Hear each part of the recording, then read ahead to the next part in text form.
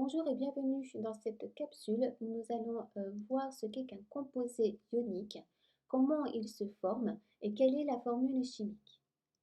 Nous avons vu qu'on pouvait décrire la matière soit à l'échelle macroscopique ou à l'échelle microscopique. Et à l'échelle microscopique, nous avons vu que la matière est composée d'entités chimiques. Si on repart maintenant à l'échelle macroscopique, eh bien c'est composé d'une multitude d'entités chimiques. Et si elles sont toutes identiques, eh bien nous avons affaire à une espèce chimique. Alors nous allons prendre un exemple. À l'échelle macroscopique, nous avons par exemple un glaçon qui est fait à partir d'eau. Et à l'échelle microscopique, eh bien on voit qu'il y a une multitude de molécules d'eau. Donc ces molécules d'eau sont des entités chimiques à l'état microscopique de formule H2O. À l'échelle macroscopique, comme on n'a que des molécules, que des entités chimiques identiques, eh bien on va pouvoir alors écrire que c'est une espèce chimique, moléculaire ici, composée de quoi? Eh bien de H2O, sous quel état? Solide, donc vous avez un S entre parenthèses et en indice. H2O, S. Alors on retrouve trois sortes d'entités chimiques. Nous avons les atomes, les molécules et les ions. Ça c'est à l'échelle microscopique. On va retrouver ces trois sortes d'espèces chimiques à l'échelle macroscopique. Donc je vais vous donner des exemples, ça va vous parler. Vous avez par exemple les espèces chimiques atomiques, donc composées d'atomes, exemple Cu solide ou fer solide. Donc vous avez un S en indice entre parenthèses.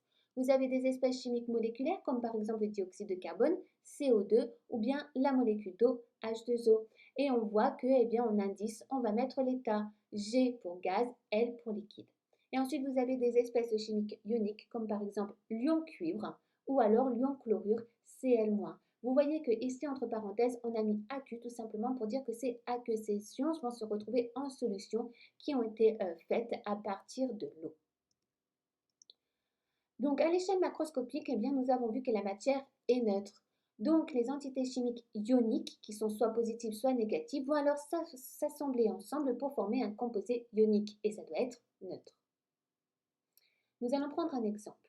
Le sel de cuisine, donc le chlorure de sodium. À l'échelle macroscopique, vous voyez un cristal et à l'échelle microscopique, eh bien, on voit que c'est composé de plusieurs ions sodium, Na+, et des ions chlorure, Cl-. On va alors maintenant écrire la formule chimique de ce composé ionique. Eh bien, on va assembler tout simplement la formule de ces deux ions. Donc, on va commencer par Na+, et on va suivre par Cl-. Le composé doit être neutre, ça veut dire que la charge globale doit être égale à 0. Et si nous avons une charge plus, une charge moins, on a bien une charge globale égale à 0.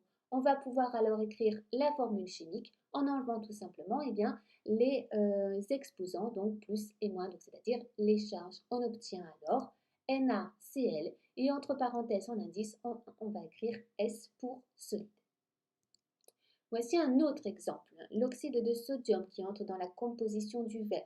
Vous avez en rouge les ions sodium, Na+, et vous avez en violet les ions oxygène, O2-.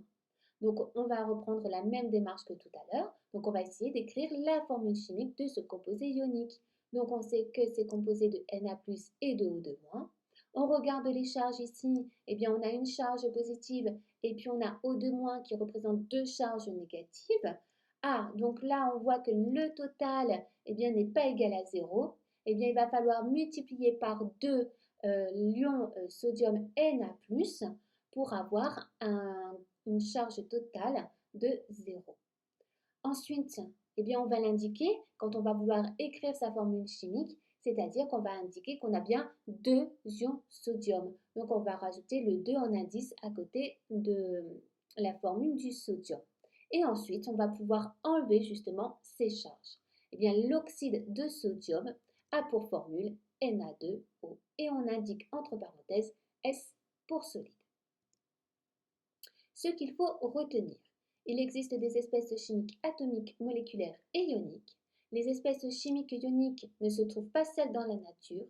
Les entités ioniques s'assemblent pour former un composé ionique. La formule du composé ionique exprime les proportions des cations et des anions qu'il contient en respectant la neutralité électrique globale. Je vous remercie de votre attention et à la prochaine fois dans une autre capsule.